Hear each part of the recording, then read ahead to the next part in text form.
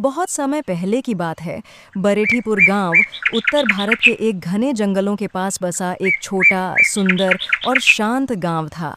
लेकिन गांव में एक बात हमेशा चर्चा का विषय रहती थी, पुरानी हवेली। एक शांति देवी नामक महिला अपने पति और छोटे बेटे के साथ वहां रहती थीं। कहा जाता था कि उनके साथ कुछ भयानक हुआ था, जिसके बाद उन लोगों का कुछ पता नहीं चला। उसके बाद से ये कहानी पूरे गांव में फैल गई कि उस पुरानी हवेली में बुरी शक्ति का वास है। जो भी वहां जाता है वो उस हवेली में फंस जाता है और वो कभी बाहर नहीं निकल पाता, जिससे उसकी मौत हो जाती है। यह कहानी पूरे गांव में फैली थी, जिसके कारण किसी ने उस हवेली में कभी जाने की हिम्मत नहीं की, न ही कभी किसी ने सच का पता लगाने की कोशिश की। गांव की एक बूढ़ी महिला अपनी पोती के साथ बैठी थी। पोती अपनी दादी से बोली, दादी माँ, वो जो गांव में पुरानी हवेली है, वो किसकी है? क्या वो किसी राजा की हवेली है? नहीं बेटा, वो किसी राजा की हवेली नहीं है। वो एक भूतिया जगह है। वहां कभी जाने की कोशिश मत करना। भूतिया जगह कैसे? वहां क्या किसी की आत्मा है? हाँ, लोगों का मानना है ऐसा। वहां एक परिवार रहता था, जिसके साथ कुछ भयानक हुआ था। उसके बाद उस परिवार का कुछ पता नहीं चला, और उनके साथ क्या हुआ था वो भी किसी को नहीं पता। क्या कभी किसी ने सच जानने की कोशिश नहीं की? यह घटना बहुत साल पहले हुई थी। जब ये सब हुआ तब गांव का एक आदमी वहां गया, फिर वो कभी लौटकर नहीं आया। तब से गांव के लोगों ने ये मान लिया कि वहां कोई बुरी शक्ति है, इसीलिए वहां कोई नहीं जाता। वो बात अलग है कि उसके बाद इस गांव में कोई घटना नहीं हुई, इसलिए सब लोग उस बात को भूल चुके हैं। पोती ने उत्सुकता से पूछा, दादी माँ, क्या मैं एक बार जाके देखूं? ये कहानी झूठ है कि सच? खबरदार, जो तुमने दोबारा वहां जाने की बात की, घर चलो, तुम्हारे पिता से तुम्हारी शिकायत लगाती हूँ। कुछ दिन बाद उस गांव में शहर से एक परिवार आया। वो गांव के एक बुजुर्ग इंसान के पास गए। बुजुर्ग इंसान, कहिए, क्या काम है और आप लोग कौन हो? मेरा नाम मोहन है और ये मेरी पत्नी रूपा और मेरा बेटा अमन है। हम शहर से आए हैं। हम गांव में बसना चाहते हैं। क्या हमें रहने को जगह मिलेगी? मोहन की बात सुन बुजुर्ग इंसान को कुछ गड़बड़ लगी। शहर में तो इतनी सुख सुविधा होती है, जबकि गांव में नहीं। फिर क्यों कोई शहर छोड़ के गांव में रहने आएगा? जरूर दाल में कुछ काला है। आप लोग गांव में क्यों रहना चाहते हैं? मोहन कुछ बोलने ही लगा था कि बीच में रूपा बोल पड़ी। जी, वो हमको गांव में रहना पसंद है, लेकिन 21 वर्ष पहले हम अपने बेटे की अच्छी शिक्षा और भविष्य के लिए शहर में बस गए थे। लेकिन अब हम गांव में ही बसना चाहते हैं। उनकी बातें सुन के बुजुर्ग इंसान को कुछ अजीब लगा, पर ज्यादा ध्यान नहीं दिया और अपने नौकर को बोला, रामू, इनको उस पुराने मकान में छोड़ आओ। लीजिए, यही है वो मकान। आप लोग आराम करिए, मैं चलता हूँ। रामू उनको मकान में छोड़कर वापस चला गया। मोहन और अमन घर के अंदर गए और रूपा घर के बाहर खड़ी होकर आसपास देखने लगी। उसे ऐसे देखता देख ऐसा लग रहा था जैसे वह इस जगह को पहचानती हो। तभी उसकी नजर सामने पड़ी, जिसके बाद उसके चेहरे पर एक रहस्यमय मुस्कुराहट आ गई। रूपा उस भूतिया बंगले को देखकर मुस्कुरा रही थी। तभी उसे आवाज आई, अरे सुनती हो, अंदर आना जरा। क्या हुआ, कुछ चाहिए क्या? हाँ, मैं सोच रहा हूँ बाजार से कुछ जरूरी सामान ले आऊं। बताओ क्या क्या लाना है। खाना भी तो बनाना है रात को। ठीक है, कुछ हरी सब्जियां ही लेकर आना। रात को रूपा ने खाना बनाया और फिर अपने पति और बेटे को खाना परोसा। उनके खाने के बाद उसने अकेले खाना खाया। खाना खाने के बाद वह रसोई से अपने रूम जाने लगी। जब वो जा रही थी तब उसे एहसास हुआ कि उसके पीछे कोई है। जैसे ही वो पीछे मुड़ी, वहां कोई नहीं था। अरे, यहाँ तो कोई नहीं है, पर मुझे लगा जैसे मेरे पीछे कोई आ रहा है।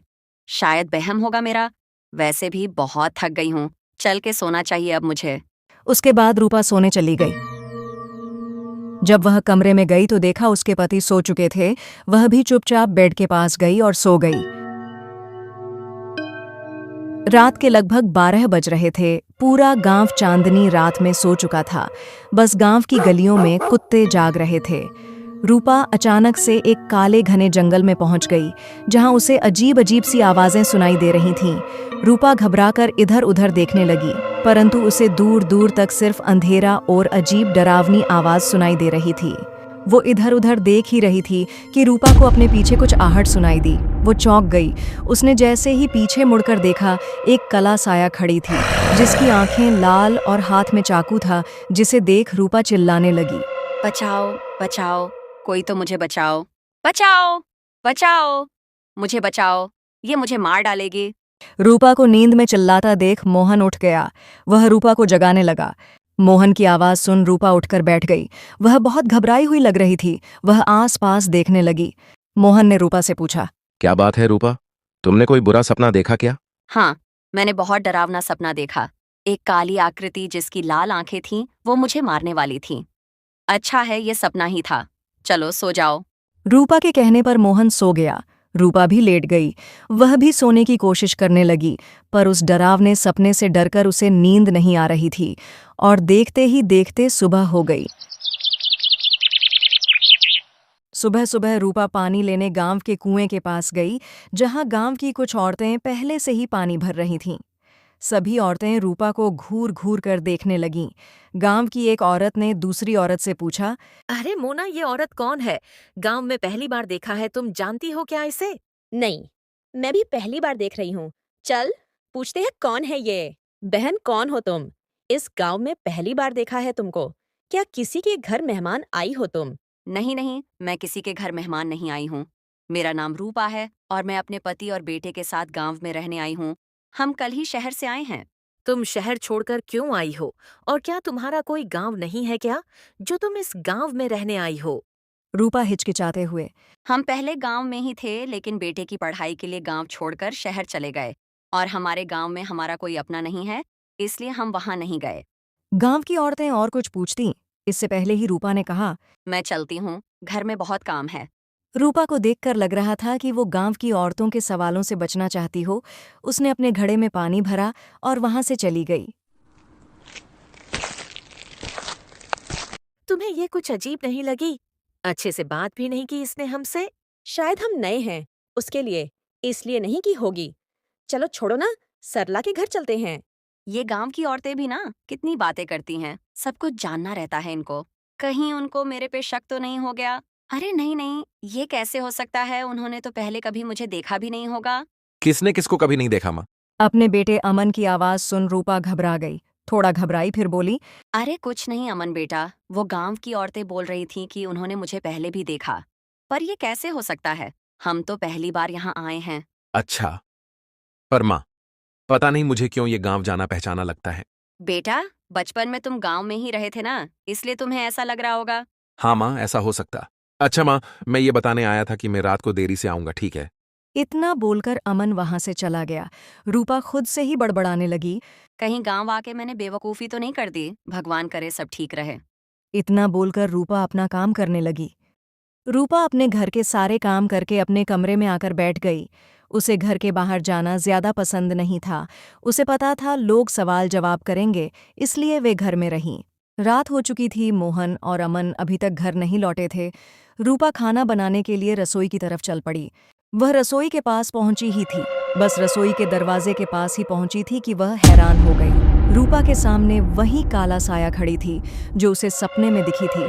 चुड़ैल रूपा को मारने के लिए उसके पास आई। रूपा डर के मारे जमीन में गिर गई।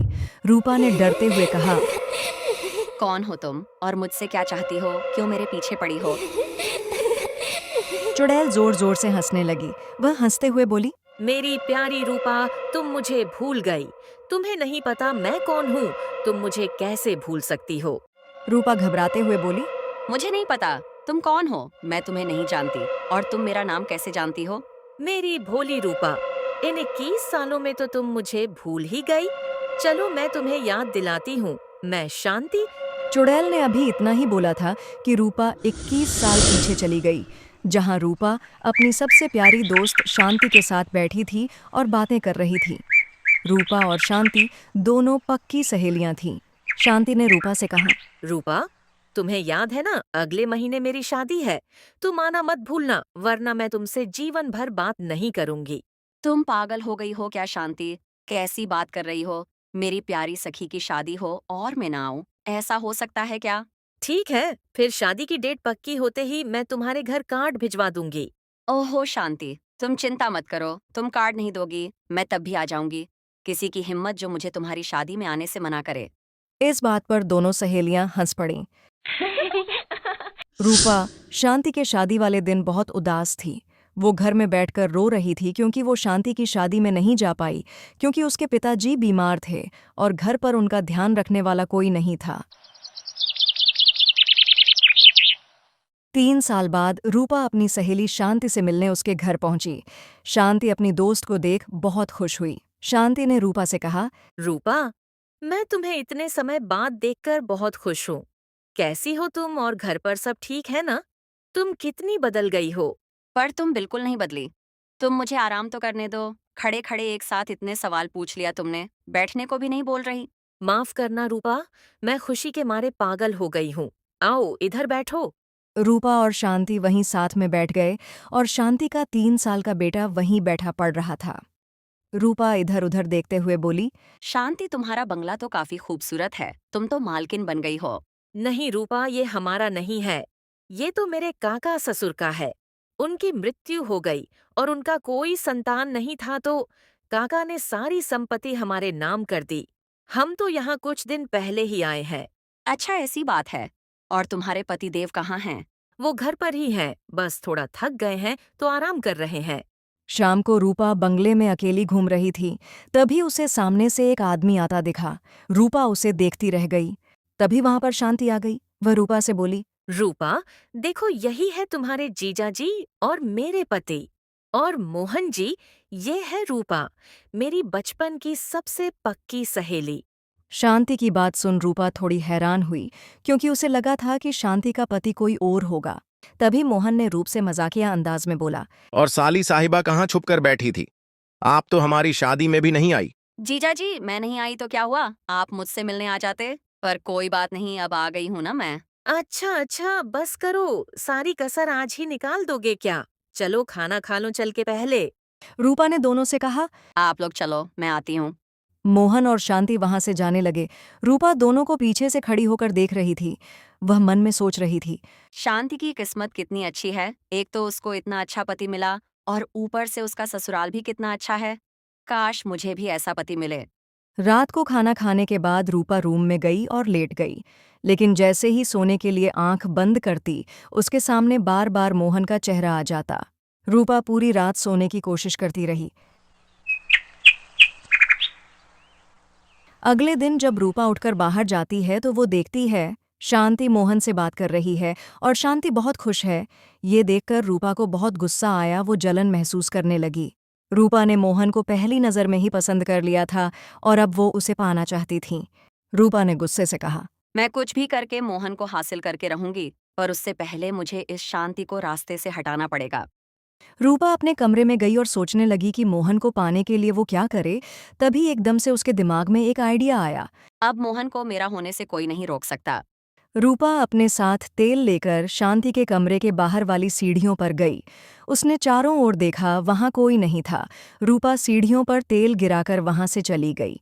रूपा अपने कमरे में गई और खुश होकर बोलने लगी, बस कुछ देर और फिर तो मोहन जी हमेशा के लिए मेरे हो जाएंगे। कुछ देर बाद शांति कुछ काम से बाहर निकली। जैसे ही उसने सीढ़ियों पर पैर रखा, वो फिसल कर गिर गई। उसका सर सीढ़ियों के किनारे वाले दीवार पे लगा और उसकी तुरंत मौत हो गई। कुछ देर बाद मोहन अपने कमरे में जा रहा था। जब वह सीढ़ियों पे पहुंचा तो देखा शांति सीढ़ियों पर गिरी पड़ है। वह दौड़ कर गया, लेकिन देखा उसने कि शांति उन्हें छोड़कर जा चुकी है। मोहन जोर जोर से रोने लगा। उसकी आवाज सुन रूपा दौड़कर आई और नाटक करने लगी जैसे उसे कुछ नहीं पता, और वह बैठकर रोने लगी। शांति की मौत से मोहन को बहुत बड़ा झटका लगा था, जिससे उसे भूलने की बीमारी शुरू हो गई।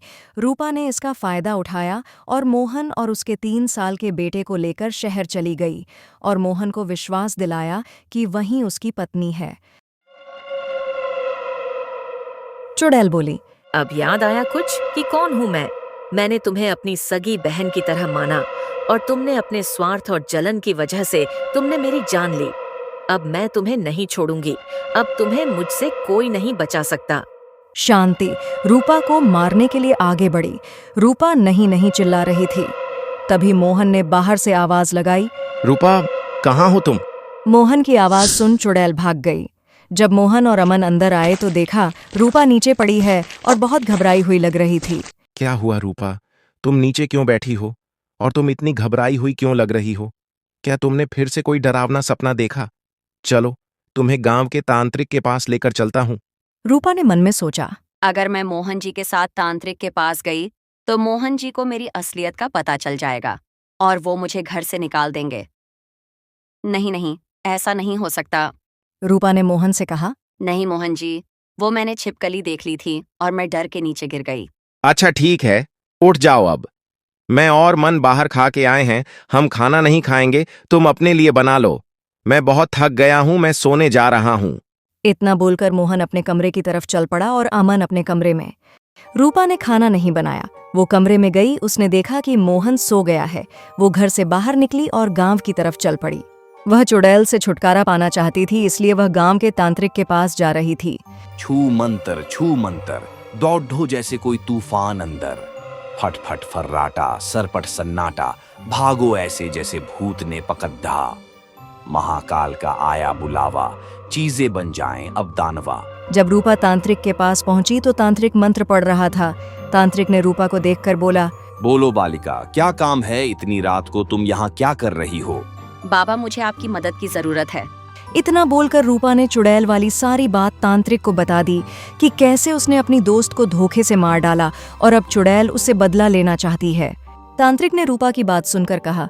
तुमने अपनी ही दोस्त को धोखे से मारा है और वो तुमसे बहुत प्यार करती थी, इसलिए मरने के बाद वह बहुत शक्तिशाली हो गई है। उसकी शक्तियों को रोकना बहुत मुश्किल है। बाबा, कृपया करके मेरी मदद करें, मैं मरना नहीं चाहती। मेरी मदद करो बाबा। देखो, चुड़ैल की शक्तियों को रोकना तो बहुत मुश्किल लग रहा है, लेकिन हाँ, उसे रोकने की कोशिश की जा सकती। एक उपाय है जिससे रोका जा सकता है। वह उपाय क्या है बाबा? मैं तुम्हें एक मंत्र बताऊंगा जिसे पढ़ते हुए तुम्हें उस पुरानी हवेली के बीचों बीच तक जाना है। इससे चुड़ैल पर काबू पाया जा सकता है, परंतु एक समस्या है। कैसी समस्या बाबा? अगर तुम मंत्र पढ़ते पढ़ते कहीं रुकी तो तुम्हारी जान को खतरा हो सकता है। ठीक है बाबा, आप मुझे मंत्र बताए, मैं अपनी जान बचाने के लिए कुछ भी करूंगी। तांत्रिक ने रूपा को मंत्र बताया, जिसके बाद रूपा पुरानी हवेली की तरफ रात को ही चल पड़ी। दूसरी तरफ मोहन की अचानक नींद खुल गई। उसने देखा कि रूपा कमरे में नहीं है। उसने पूरे घर में भी देखा, पर वो वहां नहीं थी। ये रूपा इतनी रात को कहाँ जा सकती है? मोहन रूपा को खोजने के लिए रात को हाथ में लालटेन लिए घर से निकल पड़ा। रूपा जंगल के रास्ते से पुरानी हवेली की तरफ चल पड़ी।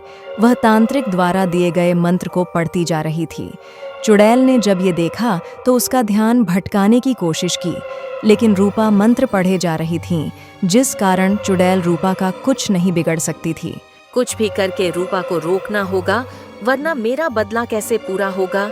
मुझे मुक्ति कैसे मिलेगी? मैंने 21 साल तक इंतजार किया है। कुछ भी करके इसे रोकना होगा, पर कैसे?